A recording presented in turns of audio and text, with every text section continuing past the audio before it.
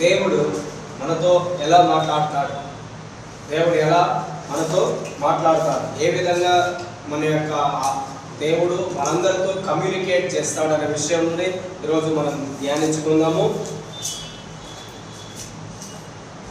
So నేను మీకు ముందుగా చెప్పినట్టు మనము ఫస్ట్ ఆఫ్ ఆల్ దేవుని ఎలా ఆరాధించాలని దేవుని యొక్క వాక్యంలో ఉంది. యోహాను సువార్త 4వ అధ్యాయము 24వ వచనంలో దేవుడు ఆత్మ, దేవుడు ఏమై ఉన్నాడు? ఆత్మ అయి ఉన్నాడు. కనుక మనము ఆయన్ని ఆత్మతోనూ సత్యముతోనూ ఆరాధించాలి. దేవుని యొక్క వాక్యంలో ఏముంది? దేవుడు ఆత్మ, దేవుడు ఆత్మ. కనుక మనం ఆయన్ని ఆత్మతో సత్యంతో ఆరాధించాలి. సో మనం ఆయన్ని ఆరాధించాలంటే ఆత్మతో ఆరాధించాలి. మనం ఆయనతో మాట్లాడాలంటే ఆత్మలో మాట్లాడాలి. కారణం ఏంటిది? దేవుడు ఏంటిది? ఆత్మ అయి ఉన్నాడు. సో నేను మీకు మొట్టమొదటిగా దేవుడు మనల్ని ఆయనను ఆరాధించడానికి మనల్ని సృష్టించింది. దేవుడు మనల్ని ఎందుకు సృష్టించింది అంటే ఆయనను ఆరాధించడానికి, ఆయనతోటి మనము సహవాసమును కలిగి ఉండడానికి. దేని కొరకు?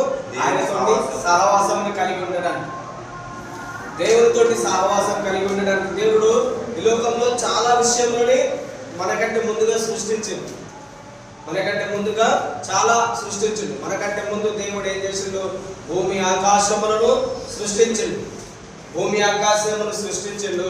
అంతకంటే ముందు దేవదూతలను సృష్టించిండు. భూమి ఆకాశముల కంటే ముందుగా దేవుడు దేవదూతలని సృష్టించిండు. ఆ తర్వాత దేవుడు భూమి ఆకాశములను సృష్టించిండు. భూమి మీద ఉన్న సమస్తమును కూడా దేవుడు సృష్టించిండు. సో దేవుడు మనల్ని తన యొక్క ఆత్మలో సృష్టించిండు. మనం కూడా దేవుణ్ణి ఆరాధించాలంటే యాక్చువల్గా మొట్టమొదటి మనకు శరీరం అనేది లేదు. మనము శరీరం కాదు, మనము ఆత్మ ఉన్నాము. మన యొక్క ఆత్మ దేవుడు పరలోకంలో సృష్టించిండు. ఎక్కడ సృష్టించిండు? పరలోకంలో. సో ఈ భూలోకానికి మనం రాకముందుకు దేవుడు మనల్ని పరలోకంలో సృష్టించింది. కనుక పరలోకంలో మనము దేవుణ్ణి ఆత్మతో ఆరాధించే వాళ్ళము, ఆత్మతో దేవుని నామాన్ని మహిమపరిచే వాళ్ళము. దానికంటే ముందు ఒక వచనమును మనం చదువుకున్నాము. రోమీలకు రాసినటువంటి పత్రిక 8వ అధ్యాయము 11వ వచనమును మనం చదువుకున్నాము. రోమీలకు రాసిన పత్రిక 8వ అధ్యాయము 11వ వచనం. మృతులలో నుండి యేసును లేపిన వాని ఆత్మ మీలో నివసించిన ఎడల మృతులలో నుండి క్రీస్తు యేసును లేపినవాడు చావునకు లోనైన మీ శరీరములను కూడా మీలో నివసించుచున్న తన ఆత్మ ద్వారా జీవింపజేయును. అలా చదువుదాము.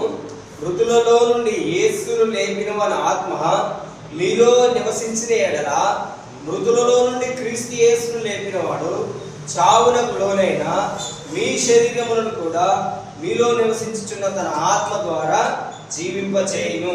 Praise the lord. దేవునికి మహిమ కలుగును గాక. యేసు ప్రభుని మృతులలో నుండి, యేసు ప్రభు మనందరి కొరకు మృతి చెంది ఉన్నాడు. ఆయన మరణించి ఉన్నాడు. ఆయన మరణించి ఉన్నప్పుడు దేవుడు యేసు ప్రభువుని, దేవుని యొక్క వాక్యంలో ఉంటుంది, ఆయనని మరణ వేదనలు బంధించి ఉంచుట అసాధ్యము. దేవునికి మరణం అనేది ఉండదు. దేవునికి మరణం అనేది ఉండదు. కానీ దేవుడు ఏం చేసిందంటే మనందరి పాపములని తన మీద తీసుకోవడం వలన ఆ యొక్క పాపమును బట్టి దేవుడు సిలువ వేయబడ్డాడు. కానీ దేవుని యొక్క వాక్యం ఏం చెప్తున్నది? ఆయన మృతులలో లేడు. ఆయన ఏమైండు? మృతులలో నుండి తిరిగి లేచిండు. మృతులలో నుండి దేవుడు ఏం చేసిండు? తిరిగి లేచిండు. అదే విధంగా దేవుడు ఏం చెప్తుండు? మృతులలో నుండి ఆయనని ఎవరు లేపినారు?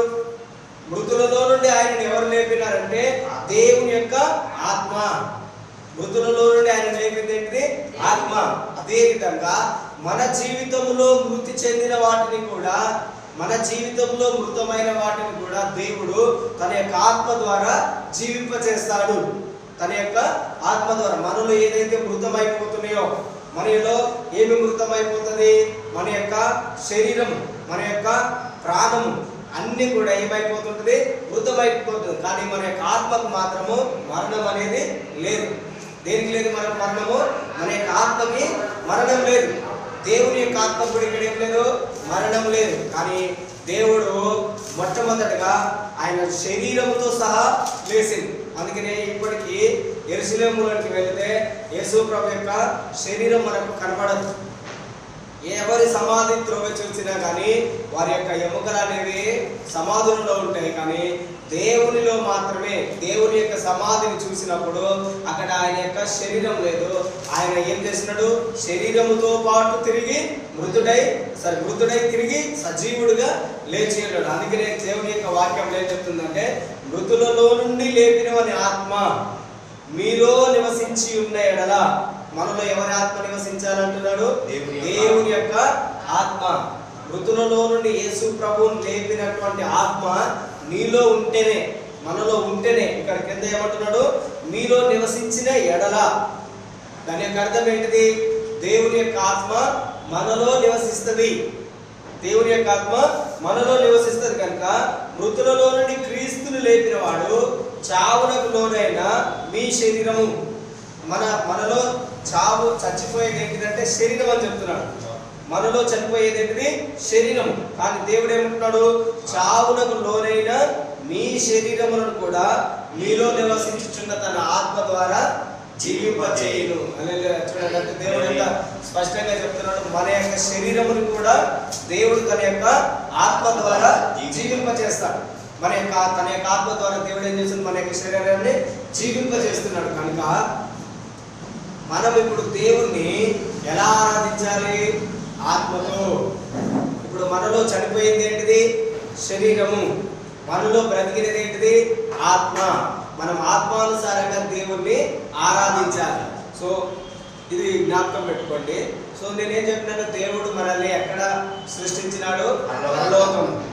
అందుకనే చూడండి, దేవుని యొక్క వాక్యంలో ఉన్నది మొదటి అధ్యాయం, ఆదికాండము 1వ అధ్యాయము,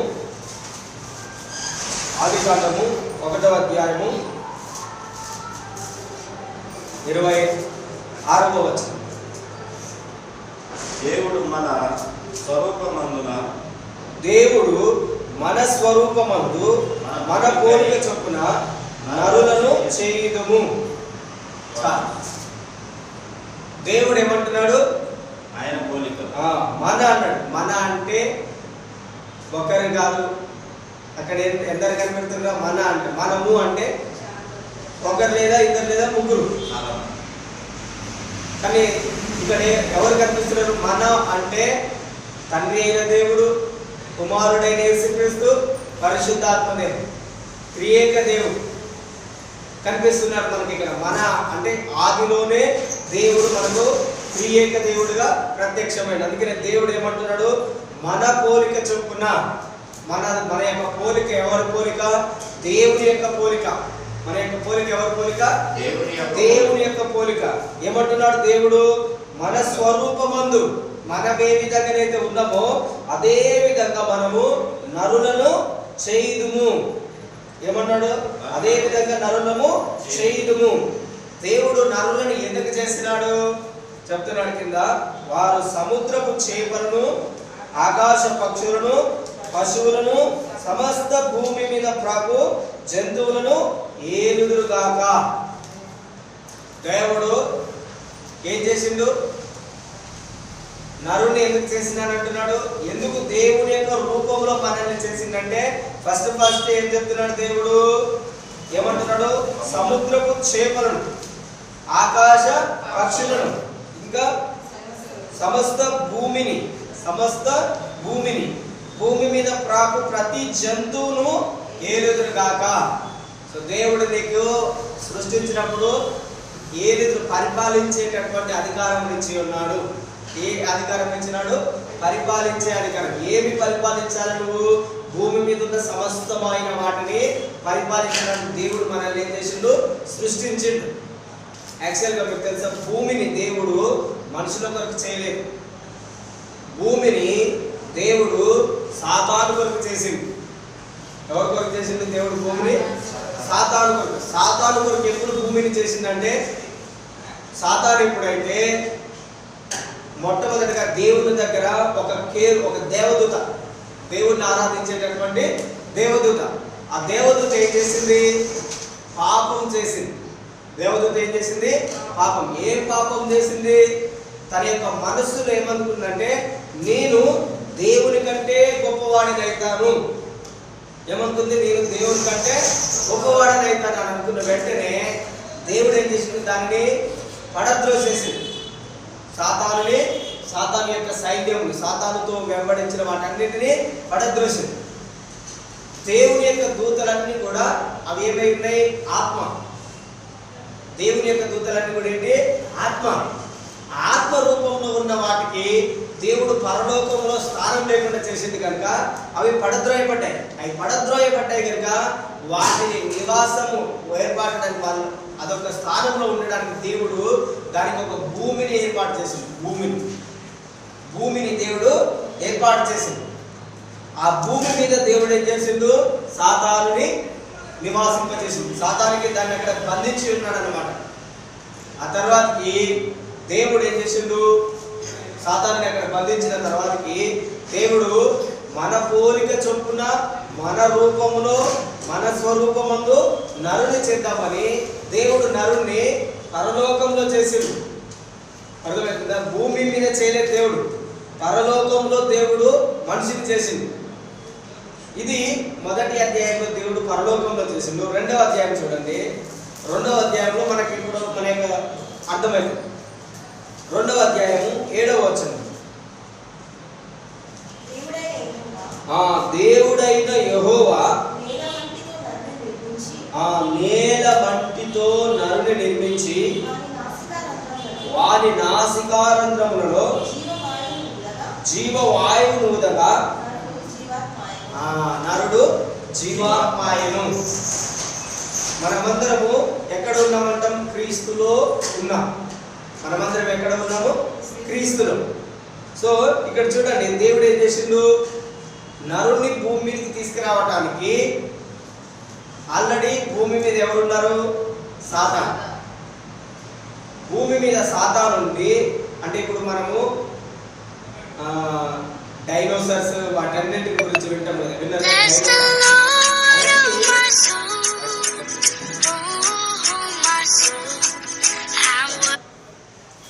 అవన్నీ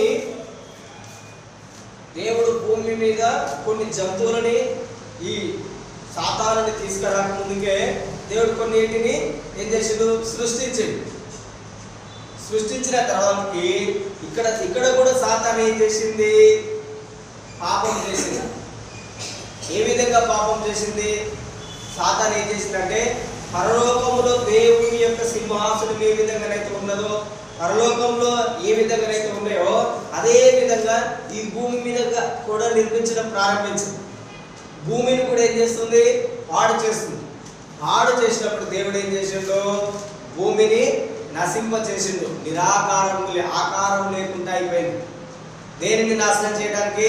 సాతానుని భూమి మీద నాశనం చేయడానికి దేవుడు ఏం చేసిండు? భూమి అంతటిని ఏం చేసిండు? నాశనం చేసిండు.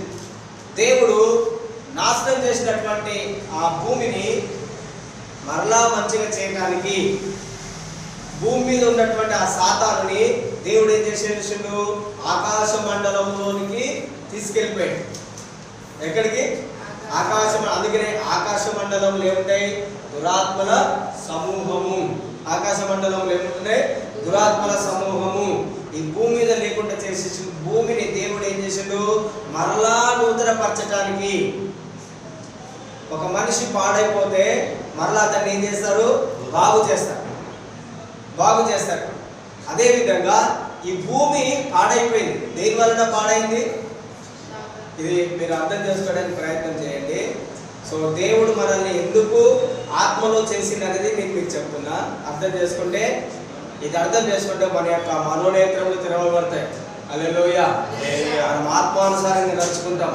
ఒక వ్యక్తిని గురించి మనం చూస్తే ఆ వ్యక్తిలో ఏమున్నది అనేది అర్థమవుతుంది. మనకు తెలియకుంటే దేవుని యొక్క వాక్యం అర్థం కాకుండా ఏదో ఒక వచనం నేర్చుకొని మీకు కూడా నేను ఏదో ఒక కొత్త నిబంధనలో నుండి యేసు ప్రభు ఎవరినన్నా ఒకరిని స్వస్థపరచండి లేదంటే ఏదో ఒకటి చెప్పి పంపిస్తే దానివల్ల ఉపయోగం ఉండదు. కానీ మీరు సత్యమును తెలుసుకోవాలి. దేవుని యొక్క వాక్యంలో సత్యము మీరు తెలుసుకున్నప్పుడు సత్యం మిమ్మల్ని ఏం చేస్తుంది? స్వతంత్రునిగా చేస్తుంది. అంటే నువ్వు బంధకంలో లేకుండా నువ్వు విడుదల పొందుకుంటావు. నీ ఆత్మ అనేది విడిపించబడుతుంది. నీ ఆత్మ విడిపించబడినప్పుడు నీకు సమస్తమును అర్థమైతే, నీ ఆత్మ విడిపించబడినప్పుడు నువ్వు దేవుణ్ణి ఆరాధించవలసిన విధంగా దేవుణ్ణి ఆరాధిస్తావు. నీ ఆత్మ విడిపించబడినప్పుడు నీకు సమస్తమును కనిపిస్తుంటది. హల్లెలూయా. ఒకవేళ మనం మన యొక్క ఆత్మ గురించి తెలుసుకోనకుండా కేవలం ఏదో ఒక వచనం చెప్తే దాని వలన మనకు ప్రయోజనం ఉండదు. నువ్వు సంపూర్ణంగా దేవుని యొక్క వాక్యముని తెలుసుకోవాలి. భూమి పాడైపోయిన దానిని దేవుడు ఏం చేసిండు? ఒక దగ్గరికి విసిరేసిండు. భూమి ఎలా ఉన్నది? భూమి ఎలా ఉన్నది? గుండ్రంగా. దేవుని చేతిలో అదొక బాల్ లాంటిది. మనము ఏదైనా ఒక కార్ రిపేర్కి వస్తే వెంటనే ఎక్కడ తీసుకెళ్తాము?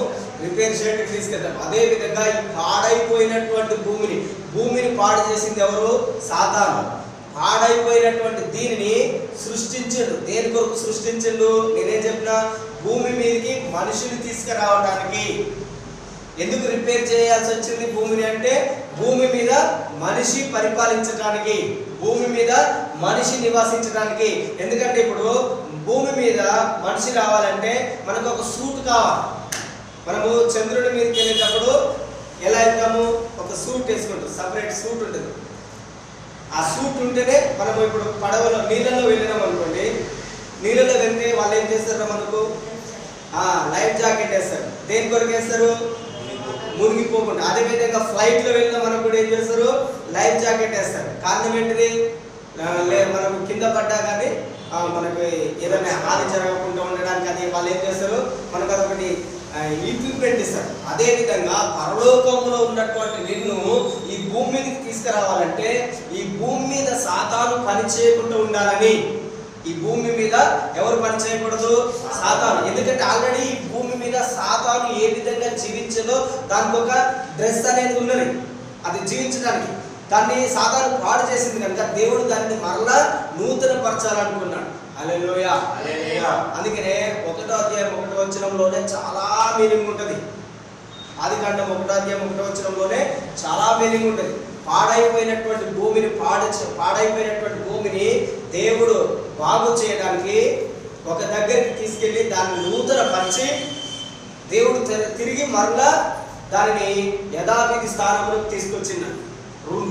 నూతన పరచబడిన తర్వాతకి దేవుడు ఏం చేసిండు? పరలోకం నుండి దిగి, మనం చదివినగా 2వ అధ్యాయం 7వ వచనంలో ఏముంది?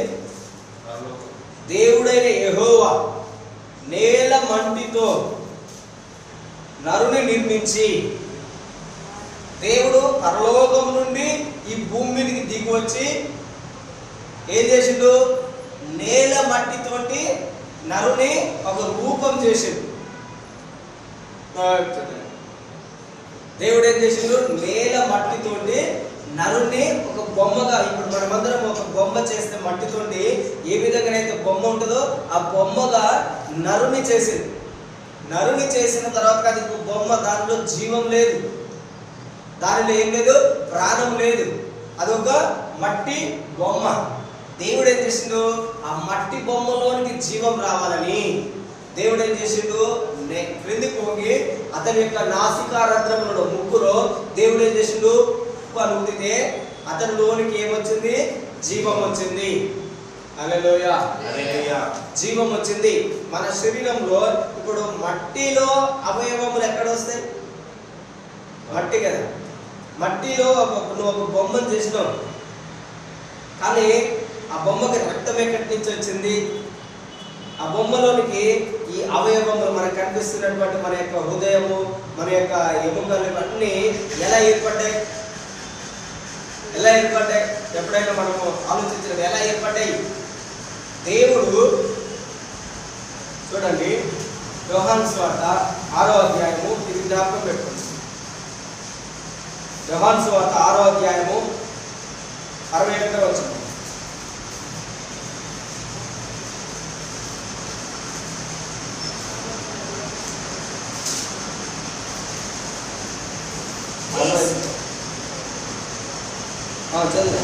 యేసు తన శిష్యులు దీని గురించి సడుగుతున్నారని 63వ వచనం. ఆత్మయే జీవింపజేయుచున్నది. ఆత్మయే జీవింపచేయుచున్నది కానీ శరీరము కేవలము నిష్ప్రయోజనము.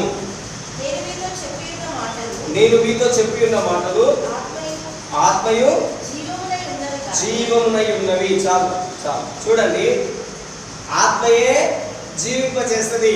నిన్ను జీవింపచేసేది ఏంటిది? ఆత్మ. నీలో ఉన్నది ఏంటిది? ఇప్పుడు జీవాత్మ. ఏమున్నది నీలో? అందరూ చెప్పండి, ఏమున్నది నీలో? జీవాత్మ. నిన్ను జీవింపచేసేది ఏంటిది? ఆత్మ. దేవుని యొక్క ఆత్మ వేరు, మనిషికి ఉన్నటువంటి ఆత్మ వేరు. దేవుడు మనిషిని సృష్టించినప్పుడు ఎలా సృష్టించిండు? ఆత్మలో సృష్టించిండు, ఆత్మానుసారంగా సృష్టించిండు. శరీరం లేదు. ఆత్మానుసారంగా సృష్టించినటువంటి ఈ వ్యక్తిని దేవుడు ఒక శరీరం ఇవ్వటానికి దేవుడు ఏం చేసిండు? నేల మట్టితోటి నరుణ్ణి చేసి, ఆ నరునికి దేవుడు ఏదైతే ఆత్మ ఇచ్చిండో ఆ ఆత్మని ఈ యొక్క మట్టిలోనికి, ఈ యొక్క శరీరం మనకి ఇప్పుడు కనిపిస్తుందిగా, ఈ యొక్క శరీరంలోనికి ఉవ్వనూదితే అప్పుడు దేవుని యొక్క ఊపిరి, దేవుని యొక్క ఊపిరి. అందరూ చెప్పండి, దేవుని యొక్క ఊపిరి. ఏంటిది? దేవుని యొక్క ఊపిరి. దేవుని యొక్క ఊపిరి మన జీవితంలో రెండు విషయములను కలగజేసింది. ఏంటిది? మొట్టమొదటిగా ఒకటి ఆత్మ సంబంధమైనటువంటి జీవమును, రెండవది శరీర సోల్, ప్రాణం. ఆత్మని, ప్రాణం. మొట్టమొదటిగా మనము ఏమన్నాము? మనం ఎక్కడ సృష్టించబడ్డాము? ఎలా సృష్టించబడ్డాము? ఆత్మగా సృష్టించాలి. ఈ ఆత్మగా సృష్టించబడిన వ్యక్తికి ఈ భూమి మీదకి రావడానికి, భూమి మీద ఉండాలంటే అతనికి ఒక సూట్ కావాలి, ఒక డ్రెస్ కావాలి. అతడు జీవించడానికి కావాల్సిన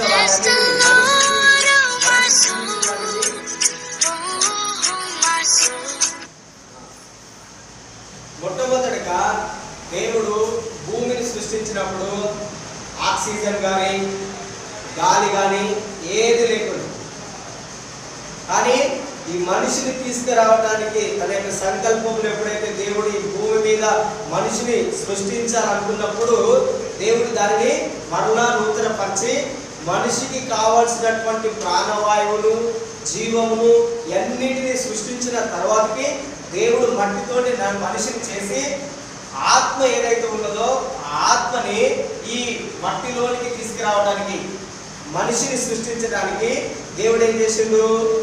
తన యొక్క ఊపిరిని ఊదినప్పుడు ఆత్మ, అదేవిధంగా శరీరం.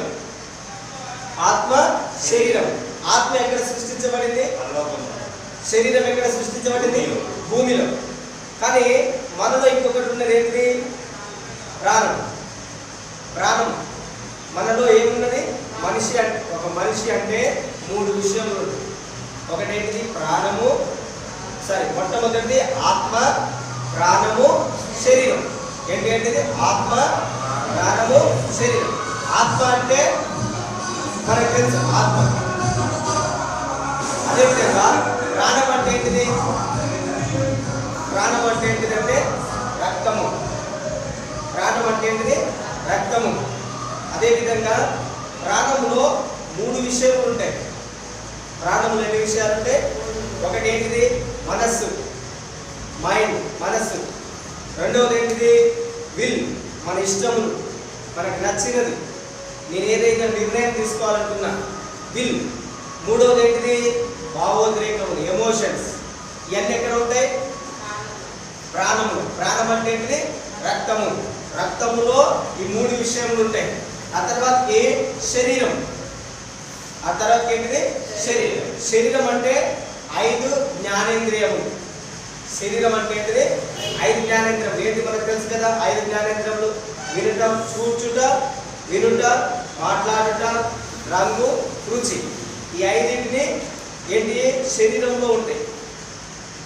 దేవుని యొక్క ఆత్మ, శరీరం ఎప్పుడు కూడా ఏం కోరుకుంటుంది? లోకానుసారమైన వాటిని కావాలని కోరుకుంటుంది. లోకాశలు. అదేవిధంగా లోకాశలు. అదేవిధంగా మన ప్రాణం ఏం కోరుకుంటుంది? మన యొక్క ఇష్టములు. దీన్ని ఏమంటాము? సెల్ఫ్ అంబిషన్స్ ఏమంటారా, మన యొక్క సొంత కోరికలను నెరవేర్చుకుంటాం, సొంత వాటిని. శరీరానికి ఏం కావాలి? లోకం కావాలి. శరీరానికి ఏం కావాలి? లోకం. నీ ప్రాణంకి ఏం కావాలి? నేను, నాది, నాకే ఉండాలని అనుకుంటాం. కానీ ఆత్మ మాత్రము దేవునితోటి సహవాసం చేస్తుంది. చెప్పండి, ఆత్మ మాత్రమే దేవునితో సహవాసం చేస్తుంది, దేవునితో. మీకు ఇది అర్థమవుతుందా? అర్థమైతేనే ఇది ఎప్పుడు కూడా మీరు వినకపోవచ్చు, ఫస్ట్ టైం వింటుండొచ్చు. మీకు ఇది వింటేనే మీకు మంచిగా దేవుని యొక్క విషయంలో అర్థమైంది. సో నేనేం చెప్పినా, ఆత్మ దేవునితోటి సహవాసం చేస్తుంది. మన శరీరంలో దేవునితో సహవాసం చేసేది ఏంటిది? ఆత్మ ఒకటే. మన యొక్క ప్రాణం ఏం చేస్తుంది? ఎప్పుడు నావి, నాకు కావాలి, నాదే, నేనే మంచిగా ఉండాలి, నేనే బాగుండాలి అనేది నా యొక్క శరీరం, నా యొక్క ప్రాణం కోరుకుంటుంది. నా యొక్క శరీరం ఏం కోరుకుంటుంది? లోకములో ఉన్న వాటన్నిటిని, లోకంలో తినాలి, త్రాగాలి, ఎంజాయ్ చేయాలి, నాకు అది కావాలి, ఇది కావాలి అనేది శరీరం కోరుకుంటుంది. ఎప్పుడు ఇది వచ్చిందంటే, మనిషి ఎప్పుడైతే సాతాను మాట విన్నాడో అప్పుడే. సాతాను మాట విన్నప్పుడు మనిషికి ఏమొచ్చింది? స్వబుద్ధి, సొంత నీతి అనేది కలిగింది. అతని యొక్క మనస్సాక్షి, స్వబుద్ధి స్వనీతి అంటే ఏంటిదంటే మనస్సాక్షి, అదేమైపోయింది? చెడిపోయింది. సో దేవుడు ఫస్ట్ మనిషిని ఏం చేసిండు? ఆత్మగా చేసిండు. ఆ తర్వాతకి భూమి మీద మట్టిని శరీరంగా చేసింది. కానీ ప్రాణం ఎలా వచ్చింది? రక్తం ఎలా వచ్చింది మనుషులోకి? రక్తం ఎలా వచ్చింది? చెప్పండి, రక్తం ఎలా వచ్చింది? ఎప్పుడైతే దేవుడు నాసికారంధ్రంలో ఉప్పును అప్పుడు ఈ యొక్క ఆత్మ, ఈ యొక్క మట్టి రెండు ఏమైనాయి? ఇప్పుడు మనిషి ఇప్పుడు ఆకాశంలో మెరుపు ఎట్లా వస్తుంది? మెరుపులు ఎట్లా వస్తాయి? మెరుపులు రెండు మేఘములు ఒకదానికొకటి ఇట్లా ఏమైతే ఇట్లా తాకినప్పుడు అందులో నుండి మెరుపులు వస్తాయి. అర్థమవుతుందా? మెరుపు ఎలా వస్తుంది? ఒకదానితో ఒకటి తాకినప్పుడు, ఇట్లా తగిలినప్పుడు మెరుపు అనేది ఉత్పత్తి అవుతున్నది. అదేవిధంగా ఈ మట్టి, ఈ యొక్క ఆత్మ రెండు ఎప్పుడైతే ఇట్లా కలుసుకున్నాయో అప్పుడు ఏమైంది? ఒక క్రొత్తది ఏర్పడింది. ఆకాశంలో రెండు మేఘములు దూరంగా ఉన్నప్పుడు మనకి మెరుపులు రావు. రెండు వాయువు గుద్దుకున్నప్పుడు మెరుపులు రావు. ఎప్పుడైతే రెండిట్లా గుద్దుకుంటాయో వెంటనే ఏమొస్తుంది? మెరుపు వస్తుంది. అదేవిధంగా నీ యొక్క ఆత్మ, అదేవిధంగా నీ యొక్క అంటే దేవుని యొక్క ఆత్మ, అదేవిధంగా మట్టి రెండిట్లా కలుసుకున్నప్పుడు ఏమొచ్చింది? ప్రాణం ఏర్పడింది, ఆర్గన్స్ ఏర్పడ్డాయి, మన యొక్క అవయవములు ఏర్పడ్డాయి, రక్తం ఏర్పడింది. రక్తం ఎలా వచ్చింది? దేవుని యొక్క ఊపిరి. దేవుని యొక్క ఊపిరి ఒకటి ఆత్మానుసారమైనది కలగజేసింది, ఒకటి శరీరానుసారమైనది కలగజేసింది, సోలిష్. ఒకటి స్పిరిచువల్, ఇంకోటి ప్రాణం. రెండింటిని కలగజేసింది. మనలో ఆత్మ ఉన్నది, ప్రాణం ఉన్నది, శరీరం ఉన్నది. అర్థమవుతుందా? మనలో ఏమేమి ఉన్నాయి? శరీరం ఏమున్నాయి మనలో? మళ్ళీ చెప్పండి, ఏమున్నాయి మనలో? ఆత్మ అనేది ఎక్కడ రూపించబడింది? పరలోకంలో. శరీరం ఎక్కడ రూపించబడింది? మట్టిలో. శరీరము మట్టిలో. ఈ రెండు కలిసినప్పుడు ఏం ఏర్పడ్డాయి? ఈ రెండు కలిసినప్పుడు ఆత్మ, శరీరము, ప్రాణం ఏర్పడింది. ఆత్మ శరీరం కలిసినప్పుడు ఏం ఏర్పడింది? ఇక్కడ మనం చదివినటువంటి యోహాను సువార్త 6వ అధ్యాయం 63వ వచనంలో ఏమున్నది? ఆత్మయే జీవింప చేస్తుంది. 6వ అధ్యాయం 63వ వచనంలో ఏముంది? ఆత్మే జీవింపజేస్తున్నది, శరీరము కేవలం నిష్ప్రయోజనం. చూడండి, నిష్ప్రయోజనం. ఆత్మయే జీవింప చేయించున్నది, శరీరము కేవలము నిష్ప్రయోజనము. మనకు జీవమును దయచేసింది ఇప్పుడు ఏంటిది? ఇక్కడ చదివినాక మనకి ఇప్పుడు జీవింపు చేసింది ఏంటిది? ఆత్మ. శరీరం ఏంటిది? నిష్ప్రయోజనంగా ఉన్నది. శరీరంలో ఏముంది? నిష్ప్రయోజనము.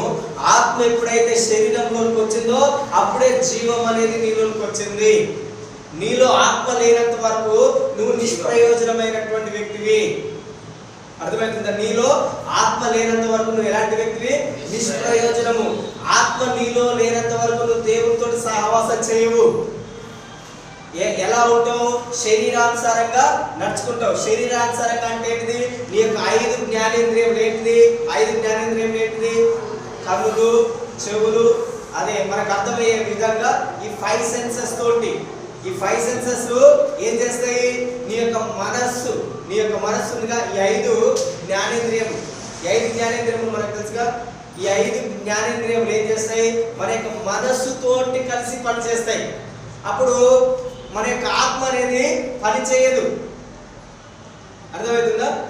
ఆత్మ మాత్రమే ఏం చేస్తుంది? నిన్ను జీవింపజేస్తుంది. ఆత్మ నిన్ను ఏం చేస్తుంది? శరీరం ఏం చేస్తుంది? నశింపజేస్తుంది. ఈ శరీరం ఇప్పుడు ఎవరితో కలుసుకున్నది? నీ యొక్క మనస్సుతోటి, నీ యొక్క భావోద్రేకములతోటి, నీ యొక్క ఇష్టముతోటి ఈ యొక్క 5 కలుసుకున్నప్పుడు నువ్వు ఎలా నడుచుకుంటున్నావు? శరీరానుసారంగా. అర్థమవుతుందా? మనం ఇప్పుడు ఎలా నడుచుకుంటున్నామో మనకు అర్థమవుతుంది. ఒక మనిషి ఎలా నడుచుకుంటున్నాడు? లోకంలో ఉన్న వాళ్ళందరూ ఎలాగ నడుచుకుంటున్నారంటే దేవుని యొక్క ఆత్మ వారిలో నుండి కట్ అయిపోయింది. దేవుని యొక్క ఆత్మ లేదు. ఇప్పుడు ఏమున్న వాళ్ళు ఎలా నడుచుకుంటున్నారు? లోకంలో చాలా మంది ఏం చెప్తారంటే మనిషి అంటే 2 విషయాలు చెప్తారు. ఒకటి శరీరం, ఒకటి సోల్, ప్రాణం. అంతే కదా. సో మెడిటేషన్ చేసే వాళ్ళందరూ ఏం చెప్తారు? నీ యొక్క ప్రాణము లేదంటే నీ యొక్క మనసు నెమ్మదిగా ఉండాలి, నీ యొక్క మనసు ప్రశాంతంగా ఉండాలి. వాళ్ళు ఏం చెప్తారు అంటే నీ యొక్క మనసు మాత్రమే నీ యొక్క శరీరంలో పవిత్రమైనది. ఆ పవిత్రమైన దానిని నువ్వేం చేయాలి? దేవునికి, పరమాత్మతో దానిని ఏకం చేయాలంట. దేనిని? యోగా అంటే ఏంటిది? మెడిటేషన్ అంటే ఏంటిది? ఏం చేస్తారు? యోగా అంటే, మెడిటేషన్ అంటే ఏం చేస్తారంటే వాళ్ళు మన యొక్క మనస్సు ఏదైతే ఉన్నదో, ఓ పరమాత్ముడా, నా యొక్క శరీరంలో ఏది మంచిది లేదు, కేవలం నా యొక్క మనసే పవిత్రమైనది. ఆ పవిత్రమైనటువంటి మనస్సుని నీతో ఏకం చేస్తున్నాను. కానీ బైబిల్ ఏం చెప్తున్నది? మన యొక్క మనసు కాదు, మన యొక్క హృదయము, మన యొక్క దేహం అంతా దేవుని యొక్క ఆలయం. మన యొక్క దేహం అంతా దేవుని యొక్క ఆలయం. కానీ యోగ ఏం చెప్తుంది? నీ యొక్క మనస్సుని మాత్రమే దేవునికి అప్పగించు. ఈ శరీరము ఎంత వేస్ట్ అని చెప్తుంటా. అదంతా ఏంటిది? వేస్ట్. వాళ్ళు ఏమేమి 2 విషయంలో చెప్తారు. ఆత్మ అనేది లేదు అందుకనే. కానీ దేవుణ్ణి ఆరాధించాలంటే మనం ఆత్మలోనే ఆరాధించాలి. ఆత్మనే జీవింపజేయించినది. శరీరం ఏంటిది? కేవలము నిష్ప్రయోజనము. శరీరంలో 5 విషయములు ఉంటాయి. ఎప్పుడు మళ్ళా రిపీట్ చేస్తున్నాను, ఎందుకంటే మీరు అర్థం చేసుకుంటారండి. శరీరంలో 5 విషయములు ఏంటి? జ్ఞానేంద్రియములు. 5 జ్ఞానేంద్రియములు ఏంటి? 5 జ్ఞానేంద్రియములు: చూచుట, వినుట, వాసన చూచుట, రుచి చూచుట, త్రాగుట. ఈ 5 దేనితోటి కలుసుకుంటాయి? మన యొక్క ప్రాణముతో. మన యొక్క ప్రాణములో ఏమున్నాయి? మన యొక్క ప్రాణములు ఏమున్నాయి? మనస్సు. మన యొక్క ప్రాణములు ఏమున్నది? మనస్సు. ఇంకే విధంగా ఏమున్నది? మన యొక్క ప్రాణంలో భావోద్రేకములు, ఆలోచనలు. అదే విధంగా మన యొక్క ప్రాణములు ఏమున్నది? విల్ అంటే ఏంటిది? ఇష్టము, నాకు ఇష్టమైనది. ఇప్పుడు ఈ 2 కలుసుకున్నప్పుడు దేవునితో సహవాసం ఉండదు. అందుకనే చాలా మంది ఈ 2 మీదనే ఆధారపడి లోకంలో జీవిస్తున్నారు. అదే విధంగా ఈ 2 కలిసే ప్రార్థన చేస్తుంటారు. మనసుతోటి, మనకి ఇష్టమైన దానితోటి, మన యొక్క భావోద్రేకములతోటి కలిసి మనం ఏం చేస్తాము? ప్రార్థన చేస్తాము. ఆ ప్రార్థన ఏమంటున్నాడు దేవుడు? శరీర సంబంధమైనటువంటి ప్రార్థన. అది ఉపయోగం లేనటువంటి ప్రార్థన. ఇక్కడ ఏమన్నాడు? శరీరము నిష్ప్రయోజనము. శరీరం ఏంటిది? నిష్ప్రయోజనం. అందుకనే యోహాను సువార్త 4:24 ఏముంది చూడండి. 23-24 చదవండి. అయితే యథార్థంగా ఆరాధించేవారు, చూడండి, యథార్థముగా యథార్థముగా ఆరాధించువారు. అండర్లైన్ ఏంటిదిరా? ఫస్ట్ ఆఫ్ ఆల్ ఏంటిది? ఆత్మతో సత్యముతో తండ్రిని ఆరాధించుచును. నా వైపు చూడండి. యథార్థంగానే మనము దేవుణ్ణి ఆరాధించాలి. యథార్థత అనేది నీకు ఎట్లా తెలుస్తుంది? నేను ఏంటిది? మనసు కాదు, మనస్సాక్షి. ఏంటిది? మనస్సాక్షి. ఇప్పుడు నేను చెప్పినాగా మనస్సు, ప్రాణములో మనస్సు ఉంది, ప్రాణములో భావోద్రేకములు ఉన్నాయి, ప్రాణంలో మనకి ఇష్టమైనవి ఉన్నాయి.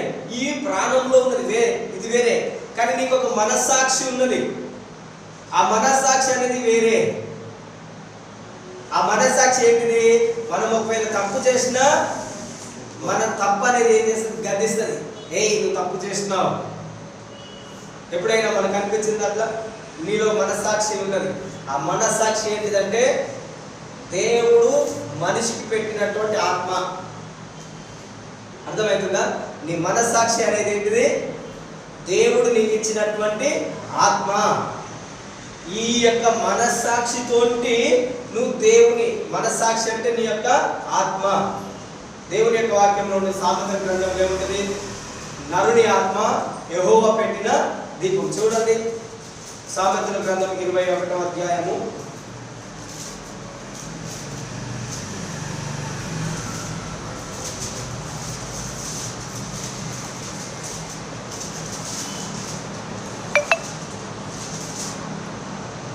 20వ అధ్యాయము 27వ వచనం. నరుని ఆత్మ యెహోవా పెట్టిన దీపము, అది అంతరంగములన్నీ శోధించును. ఇప్పుడు చూడండి, ఇంకా స్పష్టంగా అర్థమవుతుంది. అంతరంగములు అంటే ఏంటి? ఈ ఇన్నర్ అంతరంగములు అంటే ఏంటి? బయట. ఇప్పుడు నా వైపు చూడండి. అంతరంగములకు అపోజిట్ వర్డ్ ఏంటిదిరా? బాహ్యం. బాహ్యమైనవి ఏంటి? మన యొక్క శరీరం. అంతరంగంలో ఉన్నది ఏంటిది? మన యొక్క ప్రాణం. అర్థమవుతుందా? శరీరం అంటే అవుట్వర్డ్ మ్యాన్, బాహ్య పురుషుడు. అదేవిధంగా మన అంతరంగం అంటే మన యొక్క ప్రాణము. మనకు కనబడదు. మన అంతరంగము ఇక్కడ ఏం చేస్తుంది? నరుని ఆత్మ యెహోవా పెట్టిన దీపము. నరుని ఆత్మ దేవుడు పెట్టినటువంటి దీపము. అది నీ యొక్క అంతరంగంలో ఏమున్నదో అంతటే శోధిస్తుంది. నీ అంతరంగంలో ఏమున్నది? నేనేం చెప్పిన? అంతరంగంలో అంటే ఏంటి? మన యొక్క మనస్సు, మన యొక్క భావోద్రేకములు, మన యొక్క ఇష్టములు, వాటన్నిటిని దేవుని యొక్క ఆత్మ ఏం చేస్తుంది? శోధిస్తుంది. ఇక్కడ నరుని యొక్క ఆత్మ అంటే ఏంటిది? నరుని ఆత్మ అంటే ఏంటిది? ఇక్కడ నరుని ఆత్మ ఏంటిది? ఇక్కడ మీరు అండర్లైన్ చేసుకోండి, పక్కన రాసుకోండి. నరుని ఆత్మ దగ్గర రాసుకోండి. మనస్సాక్షి, కాన్షియస్నెస్, మనస్సాక్షి.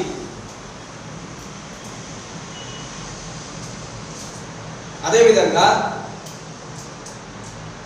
ఈ యొక్క మనస్సాక్షిలో 3 ఉంటాయి. ఒకటి యథార్థత, ఇంకోటి రెండవది ఏంటిదంటే అంతరదృష్టి.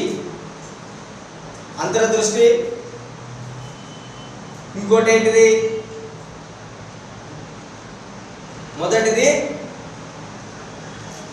ఏం చెప్పింది? మొదటిది యథార్థత, రెండవది అంతరదృష్టి, మూడవది ఏంటిదంటే మనస్సాక్షిలో ఈ 3 ఉంటాయి.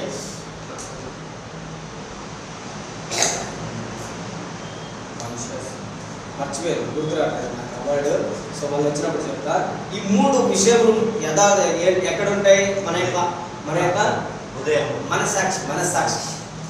ఇప్పుడు నేను మీకు క్లియర్గా అర్థం కావడం చెప్పిన కదా. శరీరంలో ఏమేమి ఉంటాయి? జ్ఞానేంద్రియం. అవి గుర్తుపెట్టుకోండి. మన యొక్క ప్రాణములో ఏముంటుంది? మన యొక్క ప్రాణములో మనస్సు, మనస్సాక్షి, మనస్సు.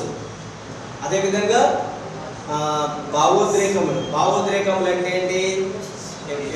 మన యొక్క ఈ కోపము, ఉద్రేకము, సంతోషము, ఆనందము, దుఃఖము, ఇవన్నీ భావోద్రేకము. అసూయ, క్రోధము, ఇవన్నీ ఏంటి? భావోద్రేకములు. ఒకరిని తిట్టడము భావోద్రేకములు. ఇవన్నీ నీ యొక్క భావములు ఇవన్నీ. అదేవిధంగా ఇంకేం చెప్పిన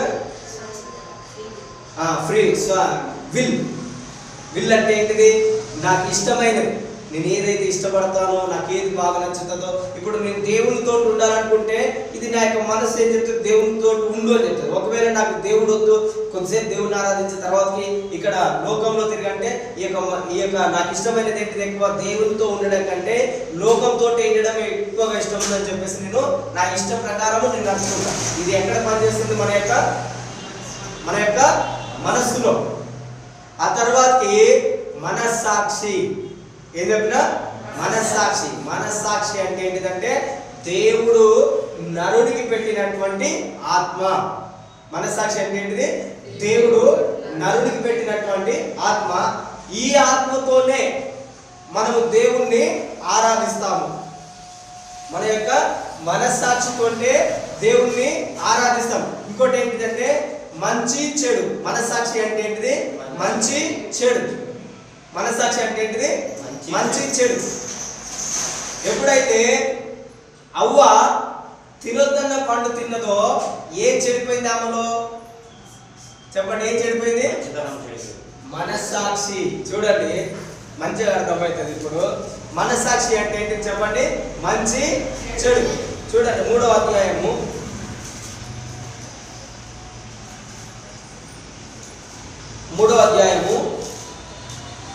5వ వచనం.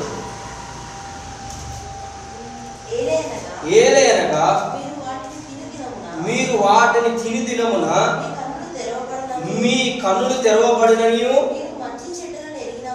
మీరు మంచి చెడ్డలను ఎరిగిన వారై దేవతల వలె ఉందురనియు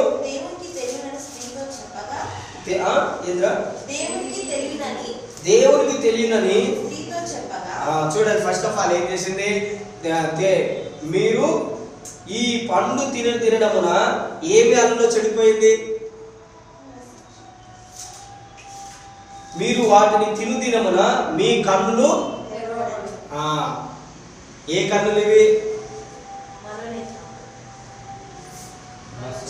ఏ కన్నులు అంటే దేవుణ్ణి చూసేటటువంటి కన్నులు. ఈ పండు తినేంత వరకు వాళ్ళు ప్రతిరోజు దేవుణ్ణి చూసేవాళ్ళు. చూడండి, ఈ పండు తినేంత వరకు ప్రతిరోజు వాళ్ళు ఏం చేసేవాళ్ళు?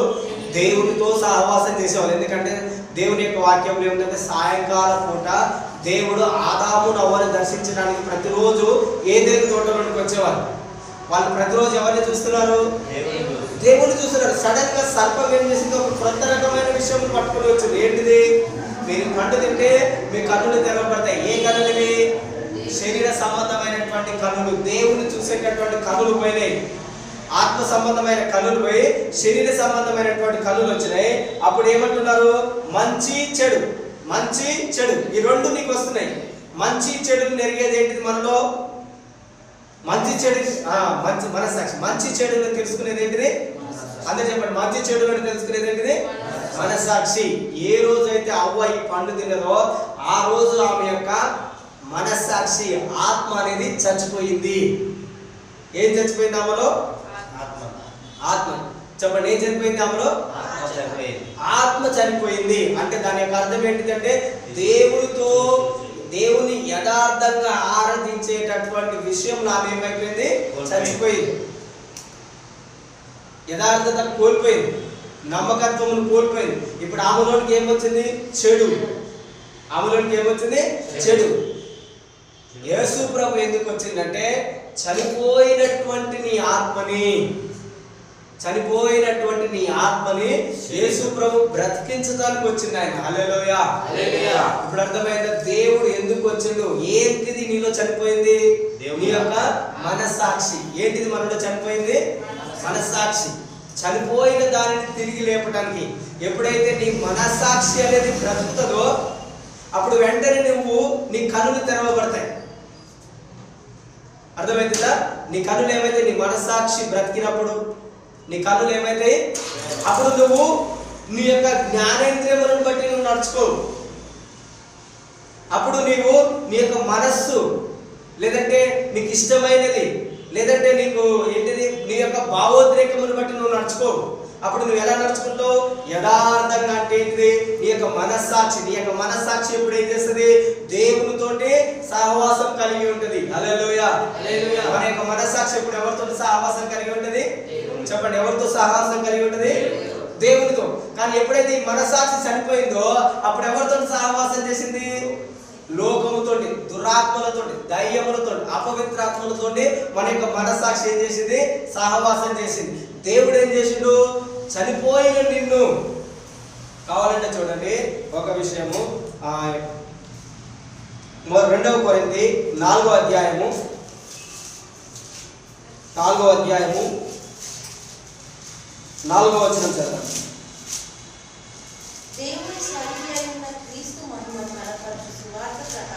దేవుని స్వరూపి అయిన క్రీస్తు మహిమను కనపరచు సువార్త ప్రకాశము వారికి ప్రకాశింపకుండు నిమిత్తము ఈ యుగ సంబంధమైన దేవత అవిశ్వాసులైన వారి మనోనేత్రములకు గురుడితనం కలగ. చూడండి, ఏం కలిగజేస్తుంది? దయ్యము, గురుడితనం. ఏ గురుడితనం ఇది?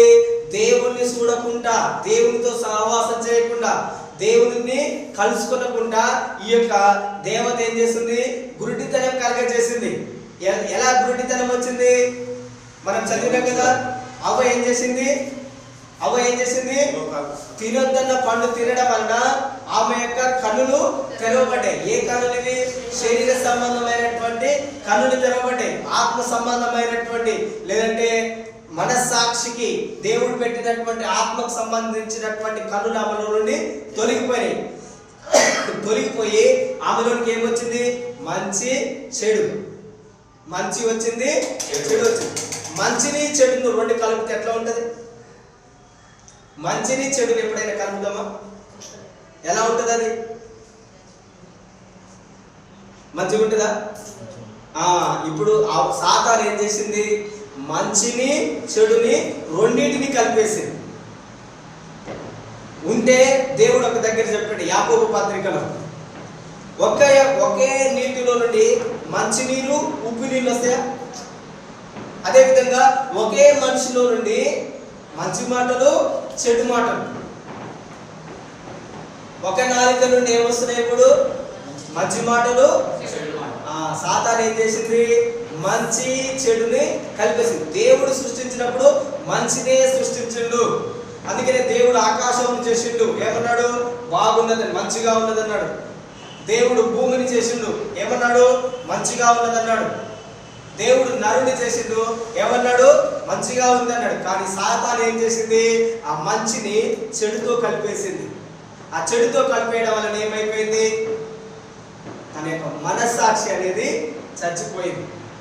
హల్లెలూయా. ఏం చచ్చిపోయింది మనలో? మనస్సాక్షి అంటే ఏంటిది? నీ యొక్క ఆత్మ. మనస్సాక్షి అంటే ఏంటి చెప్పండి, అందరూ చెప్పండి. మనస్సాక్షి అంటే ఏంటిది? మన యొక్క ఆత్మ. మన యొక్క ఆత్మ మనస్సాక్షి అంటే. సో ఇప్పుడు ఒకటి మర్చిపోయిన ఏంటిదంటే మంచి చెడు. మనస్సాక్షిలో ఫస్ట్ ఏంటిది? మంచి చెడు వివేచిస్తాం, వివేచించేటటువంటిది. రెండవది ఏంటిది? మంచి చెడు ఒకటి. రెండవది ఏంటి? యథార్థత. మూడవది ఏంటిది? అంతరదృష్టి. అంతరదృష్టిని కోల్పోయినాం మనం. ఏ దృష్టిని కోల్పోయినాము? అంతరదృష్టి. నేనేం చెప్తున్నాను? ఒక వ్యక్తిని చూసినప్పుడు ఆ వ్యక్తిలో ఏమున్నాయి, ఏది ఉన్నది ఎలా అర్థమవుతుంది? ఇదే. ఒక వ్యక్తిని చూసిన వెంటనే ఒక వ్యక్తిలో ఏ ఇబ్బంది ఉన్నది, ఏ రోగం ఉన్నది, ఏ సమస్య ఉన్నది, ఏ కష్టం ఉన్నది ఎలా తెలుస్తుంది? నీ యొక్క మనస్సాక్షి అనేది తిరిగి జన్మించినప్పుడు. ఏం చేసినప్పుడు? నీ యొక్క ఆత్మ అనేది తిరిగి జన్మించినప్పుడు. అందుకనే దేవుడు అవ్వని చేసేటప్పుడు ఎలా చేసిండు? అవ్వని ఎలా సృష్టించింది చెప్పండి? దేవుడు ఆదాము యొక్క ప్రకటెముకలను. అప్పుడు ఆదాము యొక్క ప్రకటెముకల నుండి నవ్వని చేసేటప్పుడు ఆదాముకి ఏమైంది? గాఢ నిద్రాత్మను దేవుడు కలగజేసింది. దీనిని బట్టే అనస్థీసియా మత్తు ఇంజెక్షన్ కనిపెట్టారు. అర్థమైందా? క్లోరోఫామ్. దీనిని బట్టే కనుగొన్నారు. ఒక వ్యక్తికి ఆపరేషన్ చేయాలంటే అతనికి నొప్పి తెలియకుండా ఉండాలంటే అతనికి ఏం రావాలి? గాఢ నిద్ర రావాలి. గాఢ నిద్ర ఆత్మ వచ్చినప్పుడు నీకేం తెలియదు, నొప్పి అనేది తెలియదు. మనం అక్కడ చదవండి 1వ అధ్యాయంలో 2వ అధ్యాయంలో ఆదికాండము 2వ అధ్యాయము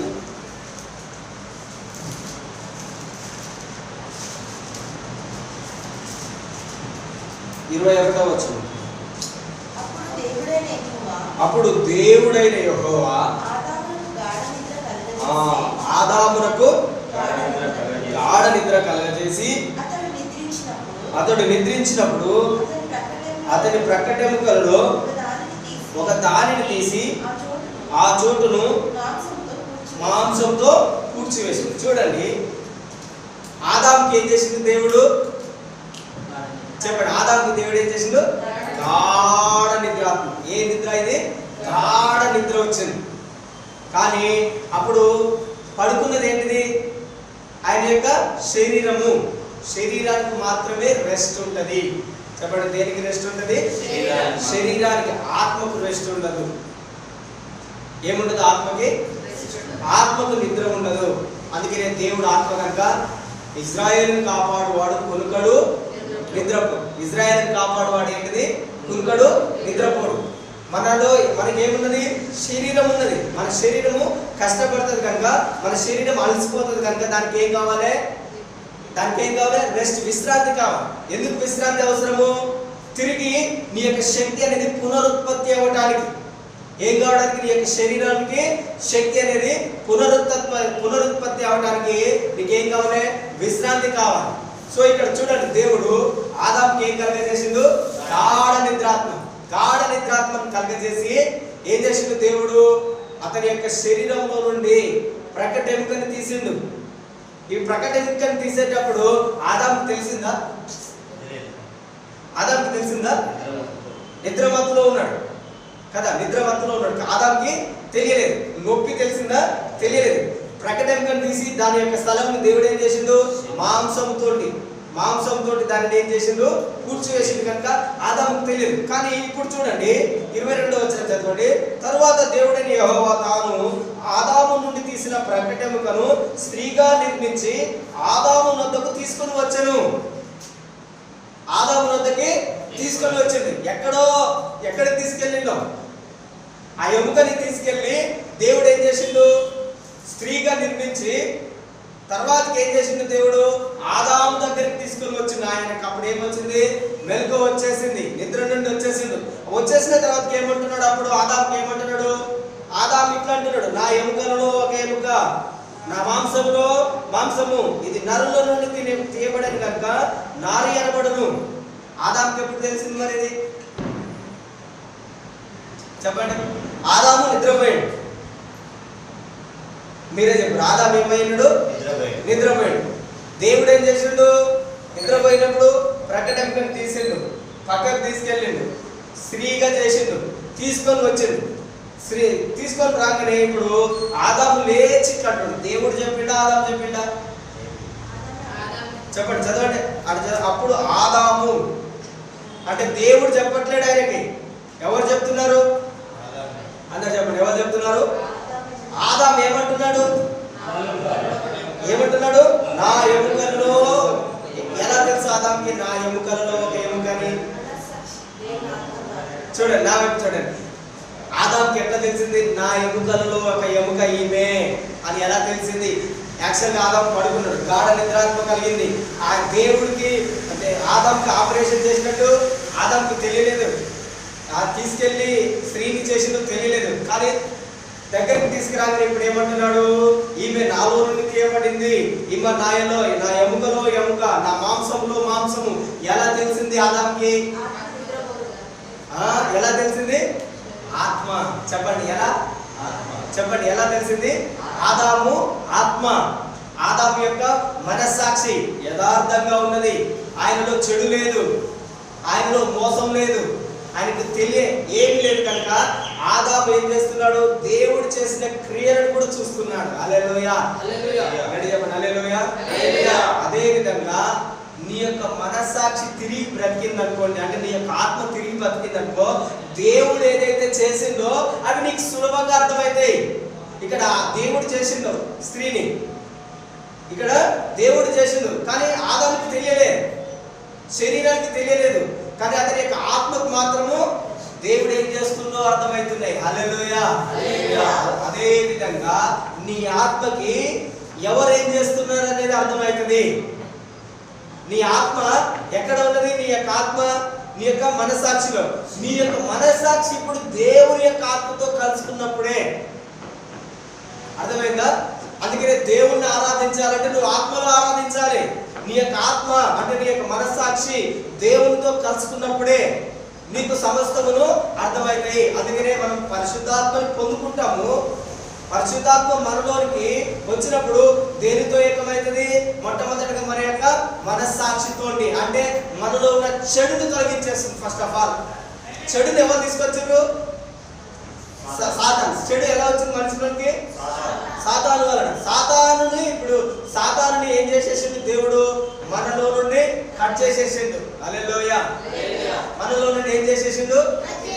ఇప్పుడు సాతాను యొక్క మాట వినడం వలన మన యొక్క మనస్సాక్షి ఏమైంది? చచ్చిపోయింది. ఏమైపోయింది? ఎలా చచ్చిపోయింది అంటే మంచి చెడుతో కలిసి ఉంటుందా? చెడు మంచితో కలిసి ఉంటుందా? అందుకని దేవుని యొక్క వాక్యంలో ఉంటుంది. కీర్తన 1వ అధ్యాయం 1వ వచనంలో ఏమనుంటది? నీతిమంతుల సభలో పాపులను. చదవండి. కీర్తన 1వ అధ్యాయము చివరి 2 వచనములు చదవండి. కాబట్టి నీతిమంతుల న్యాయ విమర్శలో కాబట్టి న్యాయ విమర్శలో దుష్టులను, నీతిమంతుల సభలో పాపులను నిలవరు. నీతిమంతుల మార్గము యెహోవాకు తెలియను, దుష్టుల మార్గము నాశనము వెంటాడుతుంది. చూడండి ఎంత స్పష్టంగా ఉన్నది. ఏమంటున్నాడు? నీతిమంతులు ఉన్న దగ్గర పాపం ఉండదు, పాపం ఉన్న దగ్గర నీతి ఉండదు.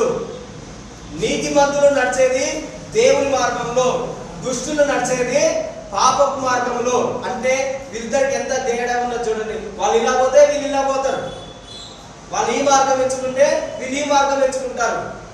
అంటే వాళ్ళకి వీళ్ళకు ఏమున్నది? డిఫరెన్స్. కానీ సైతాన్ ఏం చేసింది? నీతి మంచిని చెడుని మిక్స్ చేస్తే ఆ రెండు కలిసి ఉంటాయా? అప్పుడు ఏమైంది? చచ్చిపోయింది. ఏం చచ్చిపోయింది? మనస్సాక్షి. పడిపోయిన దేవదూతలు ఏం చేసినా తెలుసు? పడిపోయినటువంటి దేవదూతలు అవి దేవుని యొక్క దూతలు. ఇప్పుడు దేవుని యొక్క దూతలు ఏం చేసినాయంటే భూమి మీదకి వచ్చి, భూమి మీద పుట్టిన నరుల కుమార్తెలు చాలా అందమైన వాళ్ళని చెప్పేసి నరుల కుమార్తెలను ఏం చేసుకున్నారు? పెళ్లి చేసుకున్నారు. ఇప్పుడు కరెక్ట్గా చెప్పాలంటే ఇప్పుడు అబ్బాయిలు పెళ్లి చేసుకుంటారా? అమ్మాయిలు పెళ్లి చేసుకుంటారా? అదేంటిది? దేవునికి అపోజిట్, అది విరోధమైనది. ఇప్పుడు దేవదూతలు నరుల కుమార్తెలను వివాహం చేసుకోవడం ఏంటిది? విరుద్ధమైనటువంటిది.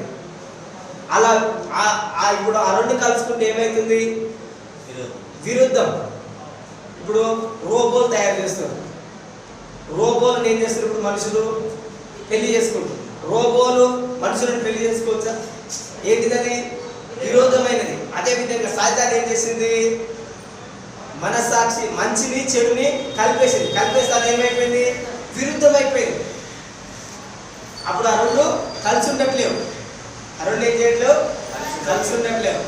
మనలో అప్పుడు ఏం చచ్చిపోయింది? మన యొక్క ఆత్మ. మన యొక్క ఆత్మ ఏం చనిపోయింది? మనలో చెప్పండి, ఏం చనిపోయింది? ఆత్మ. మీకు అర్థమవుతుందా? చాలా హెవీ. ఇది అర్థం చేసుకోవాలంటే ఎందుకు ఈరోజు నేను చెప్తున్నానో, ఇది యాక్చువల్గా మీకు ఎప్పుడు కూడా ఇట్లాంటివి మీరు వినలేదంట. కానీ ఇది నేను చెప్తున్నానంటే దేవుడు సంథింగ్ ఏదో ఒకటి మన జీవితంలో జరిగించబోతున్నాడు అన్నట్టు. హల్లెలూయా, చెప్పండి హల్లెలూయా. ఎలా తెలుస్తుంది ఒక వ్యక్తికి ఏదైనా? ఆదాముకి ఎలా తెలిసింది? ఆదాము శరీరానుసారంగా పడుకున్నాడు, కానీ ఆదాము దగ్గరికి అవ్వను తీసుకురాగానే ఏమంటున్నాడు? నా ఎముకలో ఎముక. ఎలా తెలిసింది ఆదాముకి? నా యొక్క మాంసము ఎలా తెలిసింది ఆదాముకి?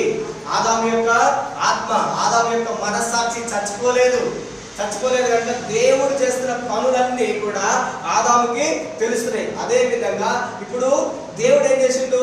మనందరి కొరకు దేని కొరకు చనిపోయిండు? మన యొక్క పాపములు, మన యొక్క మనస్సాక్షి, మనలో ఉన్న చెడుని తొలగించడానికి. హల్లెలూయా. సాతాను ఏదైతే చెడును మనలో తీసుకొచ్చిందో ఆ చెడును తీసివేయడానికి దేవుడు మన నిమిత్తమే చనిపోయాడు. ఎప్పుడైతే మనలో ఉన్న చెడు తొలగిపోతుందో అప్పుడే నీ మనస్సాక్షి బ్రతుకుతుంది. ఆమేన్, హల్లెలూయా. నీలో ఉన్న చెడు అనేది వెళ్ళిపోయినప్పుడు, అంటే చాలా వరకు ఇంకా చెడు ఉంటే ఇంకా మన మనస్సాక్షి ఇంకా రిపేర్ అవుతుంది అన్నమాట. ఏమవుతుంది? మన యొక్క మనస్సాక్షి రిపేరింగ్ లోనే ఉన్నది. అందుకనే ఆదివారం దేవుని యొక్క మందిరంలోకి రావాలి.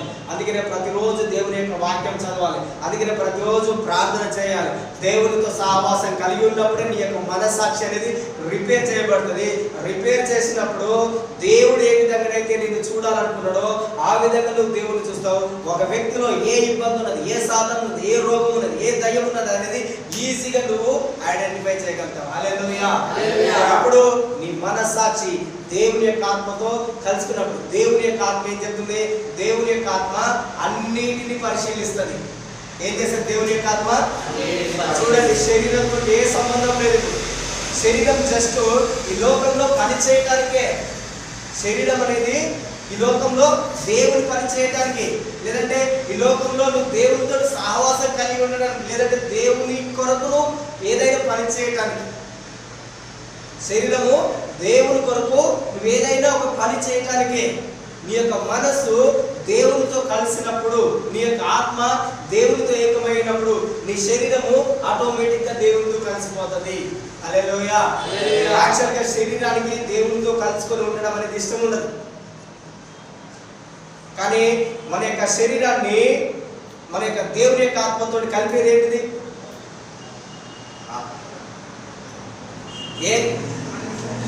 మన యొక్క శరీరాన్ని దేవుని యొక్క ఆత్మతో కలిపేది ఏంటిది? ప్రాణము. నేనేం చెప్పినా? ఆత్మ శరీరము మధ్యలో ఏమున్నది?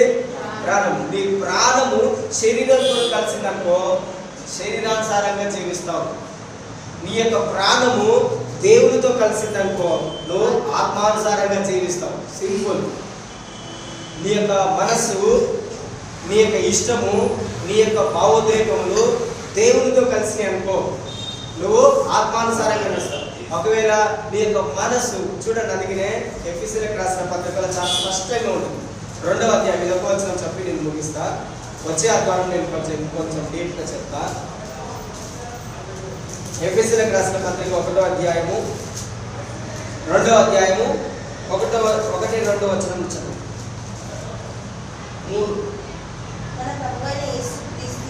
ఏం చదువుతున్నాం? ఎఫెసీయులకు రాసిన పత్రిక 2వ అధ్యాయం 1-2-3. మీ అపరాధముల చేతను పాపముల చేతను మీరు చచ్చిన వారై ఉండగా ఆయన మిమ్మల్ని క్రీస్తుతో బ్రతికించెను.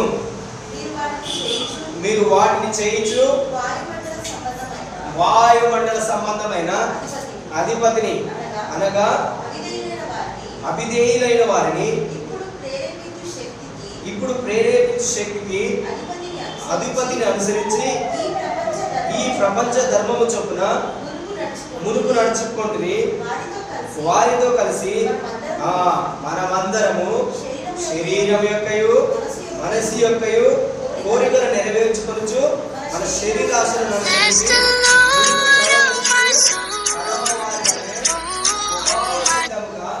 దైవోగ్రతకు చూడండి ఏమంటున్నాడు? మీ అపరాధములు, ఒకవేళ అపరాధము చేసిన పాపములో ఉన్న మనం ఏంటిది? చచ్చిన వాళ్ళము. ఏ విషయంలో చచ్చిపోతున్నాము? ఆయన దేవుడు. చూడు నా వైపు చూడండి. మనము అపరాధము చేసిన, పాపం చేసిన చచ్చిపోతున్నటువంటి వాళ్ళము. ఏ విషయంలో చచ్చిపోతున్నాము? మన యొక్క మనస్సాక్షి, మన యొక్క ఆత్మ చచ్చిపోతుంది. సాతాను ఎక్కడుందని చెప్పిన వచ్చే వారం నేను మీకు క్లియర్గా చెప్తాను. సాతాను ఎలా ఈ భూమి మీద నుండి ఏమైపోయింది? దేవుడు భూమి మీద నుండి సాతాను తీసేసి ఆకాశ మండలములో, గాలిలో, అందుకని ఇక్కడ ఏమిగా వాయుమండల సంబంధమైన అధిపతి, వాయుమండల సంబంధమైన అధిపతి. అందుకనే మన ప్రార్థన, దానియేలు ప్రార్థన చేసినప్పుడు పరలోకము నుండి జవాబు వస్తుంటే ఏది అడ్డుకున్నది? దురాత్మ. ప్రతిరోజు నువ్వు ప్రార్థన చేస్తుంటే నీ ప్రార్థన పైకి వెళ్ళి పై నుండి కిందికి రాకుండా మధ్యలో ఆకాశ మండలం అందున్న దురాత్మల సమూహం ఏం చేస్తుంటది? నీ ప్రార్థనని ఆపేస్తుంటాయి. హల్లెలూయా. దేవుడు ఎలా సాతానుని పరలోకములో ఉంచి ఉన్నాడు, ఎందుకు భూమి మీద నుండి తీయాల్సి వచ్చింది, ఇవన్నీ నేను మీకు వచ్చే ఆధారం నేను చెప్తా. ఇవన్నీ క్లియర్గా మీకు అర్థమైతే ఆటోమేటిక్గా నీ యొక్క మనోనేత్రములు వెలిగించబడతాయి, నీ యొక్క మనస్సాక్షి తెరవబడుతుంది. అప్పుడు నువ్వు చాలా స్పష్టంగా నీకు అన్ని సులభంగా అర్థమవుతుంటాయి. హల్లెలూయా. చూడండి ఇక్కడ దేవుని యొక్క వాక్యం ఏమున్నది? మనమందరం అండర్లైన్, మనమందరము శరీరం యొక్కయు మనస్సు యొక్క కోరిక, కోరిక, శరీరానికి ఇష్టమైనది, నీ మనసుకు ఇష్టమైనది. ఎప్పుడైతే ఈ రెండు కలుస్తాయో, శరీరము మనసు కలిసినప్పుడు మనము ఏం చేస్తున్నాము? శరీరమును అనుసరించి ప్రవర్తించుచు కడమ వారి వలనే స్వభావ సిద్ధంగా దేవుని ఉగ్రత క్రింద ఉంటున్నాం అని అంటుంది. అర్థమవుతుందా? శరీరము, మనస్సు, కోరికలు ఉంటాయి. ఈ కోరికలను అనుసరించి నడిస్తే మనం శరీరానుసారంగా నడుచుకుంటున్నాము. అప్పుడు మన యొక్క ఆత్మ అనేది ఏమైపోయింది? చచ్చిపోయింది. అంటే ఒకవేళ నీకు ఇంకా శరీరానుసారమైన మనసు, ఈ రెండు కలుసుకొని దేవుని మందిరంలోకి వస్తున్నా మనం దేవుడిని ఆరాధన చేస్తలేము. ఎవరిని ఆరాధన చేస్తున్నాము? మన యొక్క ఏదో ఒక దేవుడు నేను కలిగి ఉండాలి కదా. అందరు దేవుని కలిగి ఉన్నట్టు నేను కూడా ఏదైనా ఒక దేవుని కలిగి ఉండాలి. ఆ దేవుడు ఎవరంటే యేసుక్రీస్తు అని చెప్పటానికి మాత్రమే. ఇంకా నువ్వు శరీరానుసారంగా నీ యొక్క మనస్సును అనుసరించి నడిస్తే నువ్వు ఇంకా దేవుని యొక్క ఉగ్రతలోనే ఉన్నట్టు. అంటే నీ యొక్క ఆత్మ అనేది రక్షణ పొందలేదు. ఏం కాలేదు? మన యొక్క ఆత్మకి ఇంకా రక్షణ రాలేదు. ఒకవేళ నీ ఆత్మకు రక్షణ వస్తే ఇమ్మీడియట్ గా నీ యొక్క ఆత్మ దేవుని యొక్క ఆత్మతో కలిసి ఉంటుంది. శరీరానుసారంగా మనము నడుచుకోము, శరీరానుసారంగా మనము జీవించము, ఆత్మానుసారంగా జీవిస్తాము. దేవుని యొక్క ఆత్మ మనకి ఏం చేస్తుంది? సమస్తమును నీకు బోధిస్తుంది, తెలియజేస్తుంది. దేవుని యొక్క ఆత్మ ఆదాముకి ఏ విధంగా అయితే ఈమె నా యొక్క ఎముకలో ఎముక, ఈమె నా మాంసములో మాంసము, ఈమె నాలో నుండి తీయబడింది, ఈమె నారి అని పేరు కూడా పెడుతున్నాడు. ఈమె దేవుడు చెప్పలేదు. ఎవరు అంటున్నారు ఈ మాట? ఆదాము అంటున్నాడు. ఆదాముకి ఎలా తెలిసింది? ఆదాము యొక్క ఆత్మ అప్పుడు చచ్చిపోలేదు, అప్పుడు పండు తినలేదు, అప్పుడు మంచి చెడు అంటే ఆయనకు తెలియలేదు. కేవలం దేవుని యొక్క ఆత్మను అనుసరించి అతడు నడుస్తున్నాడు కనుక దేవుని యొక్క ఆత్మ ఆయనకు సమస్తము బోధిస్తుంది. ఈమె ఎవరో తెలుసా? ఈమె క్రొత్తగా ఆయన పక్క, ఇంత ముందుకు వరకు ఆయన దగ్గర లేదు. క్రొత్తగా ఆయన ఇంత ముందుకు ఆయన ఏం చూసిండు? ఆయన సింహాములని, లేదంటే ఆ భూమి మీద ఉన్న జంతువులని, చెట్లను, ఏనుగులను, వాటన్నిటిని చూసిండు. ఈ రోజే కొత్తగా ఆయన దగ్గరికి దేవుడు ఈ యొక్క స్త్రీని తీసుకొచ్చిండు. స్త్రీని తీసుకురాగానే వెంటనే ఆదాము ఏమంటున్నాడు? దేవుడు చెప్పలే, ఆదాము నేను నీ ఎముకలో ఒక ఎముకను తీశాను, ఈమెను స్త్రీగా చేశాను, ఈమె నారి అని నేను పిలుస్తున్నాను అని చెప్పి ఆదాముకు చెప్పలేదు. ఎవరు చెప్పారు ఈ మాట? ఆదాముకి. ఎలా తెలిసింది? ఆత్మకి అన్ని తెలుస్తాయి. చెప్పండి, ఆత్మకి ఏం తెలుస్తుంది? అన్ని. దేవుని యొక్క ఆత్మ ఆదాములో ఉన్నది. అప్పుడు ఏ ఆత్మ? దేవుని ఆత్మ. దేవుని ఆత్మ అన్నింటినీ పరిశోధిస్తుంది. పరిశోధిస్తుంది అంటే ఎలా కలిగింది, ఎలా చేసిండు, ఎలా జరిగింది, ఇవి నా దగ్గరికి ఎలా వచ్చింది. అదే విధంగా దేవుని యొక్క ఆత్మ నీలో ఉంటే నీలోనికి ఒక రోగం ఎట్లా వస్తుంది, ఒక వ్యాధి ఎట్లా వస్తుంది, ఒక సమస్య ఎట్లా వస్తుంది, ఒక ఇబ్బంది ఎలా వస్తుంది అనేది తెలుస్తుంది. అదే విధంగా వచ్చిన దాని నుండి నువ్వు ఎలా విడుదల పొందుకోవాలి, వచ్చిన దాని నుండి నువ్వు ఎలా బయటికి రావాలి అనేది కూడా దేవుడు నీకు తెలియజేస్తాడు. హల్లెలూయా. ఎప్పుడు నీ యొక్క ఆత్మ బ్రతికినప్పుడు, నీ యొక్క ఆత్మ జీవించినప్పుడు, నీ యొక్క ఆత్మ దేవునితోటి సహవాసం చేస్తున్నప్పుడు. అందుకే నేను దేవుని యొక్క వాక్యం ఏముంది, శరీరము నిష్ప్రయోజనము, ఆత్మనే నేను జీవింపజేస్తుంది. హల్లెలూయా. ఏంటిది నేను ఈ లోకంలో జీవింపజేసేది? ఆత్మ. అందరు చెప్పండి, ఏంటిది? ఆత్మ. ఆత్మ. దేవుని యొక్క ఆత్మ నీలో ఉంటేనే నువ్వు జీవం కలిగి ఉంటావు. మనం యేసుప్రభు యొక్క శరీరము రక్తం తిని త్రాగినా కూడా నిష్ప్రయోజనంగా ఉంటాము, పాపంలోనే జీవిస్తుంటాం. దీంట్లో యేసుప్రభు శరీరంలో రక్తం తిని త్రాగి కూడా పాపంలో ఉంటే దానికి అర్థం ఏంటిది? నువ్వు శరీరానుసారంగా జీవిస్తున్నావు, ఆత్మానుసారంగా జీవించట్లేవు. ఆత్మానుసారంగా జీవిస్తే నువ్వు దేవుని యొక్క శరీరంలో రక్తమును తిరిగి త్రాగితే దేవుడే నీలోనికి వస్తాడు కనుక నువ్వు నడిచినా దేవునిలాగానే కనిపిస్తావు, నువ్వు చూసినా దేవునిలాగానే చూస్తావు, నువ్వు ఏది చేసినా దేవునిలాగానే చేస్తావు. హల్లెలూయా. హల్లెలూయా. అర్థమైంది? మీకు అర్థం కాకపోతే మళ్ళీ వినండి, చాలా చాలా ఇంపార్టెంట్. ఎప్పుడైతే ఇది నీకు అర్థమవుతుందో, ఇప్పుడు నేను మొత్తం చెప్పలేదు, ఎప్పుడైతే నీకు ఇది అర్థమవుతుందో నేనేం చెప్తున్నాను, వాక్యము నిన్ను స్వతంత్రునిగా చేస్తుంది, సత్యం నిన్ను ఏం చేస్తుంది? స్వతంత్రునిగా చేసినప్పుడు నీకు సమస్తము తేటగా కనిపిస్తుంది. హల్లెలూయా. దేవుడి వాక్యము దీవించింది.